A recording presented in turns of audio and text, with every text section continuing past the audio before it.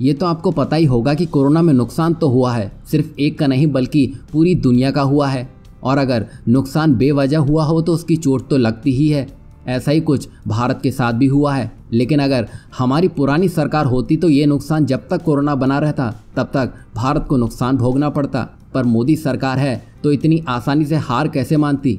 ऐसा ही कुछ हाल ही में देखने को मिला है। दरअसल कोरोना के चलते भारतीय आम अमेरिकी बाजारों तक नहीं पहुंच पा रहे थे, क्योंकि अमेरिकी एक्सपर्ट्स जो आमों की टेस्टिंग करते हैं वो कोरोना की वजह से भारत नहीं आ सके थे, जिसकी वजह से भारतीय आम अमेरिकी बाजार तक नहीं पहुंच सके। और वो भी पिछले 2 सालों से ये मामला अटका ही हुआ था।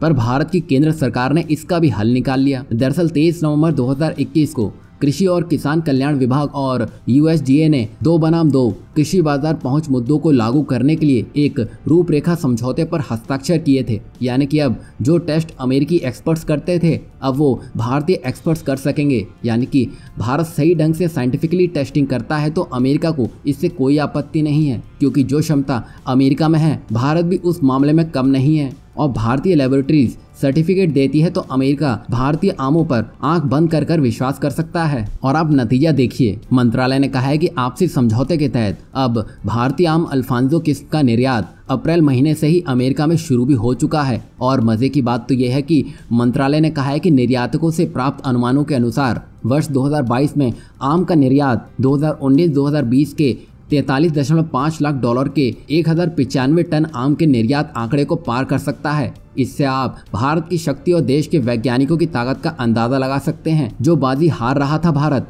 उसे अब एक ही पल में बड़े मुनाफे में तब्दील कर दिया है, जो बड़े रोजगार के अवसर भी लाएगा।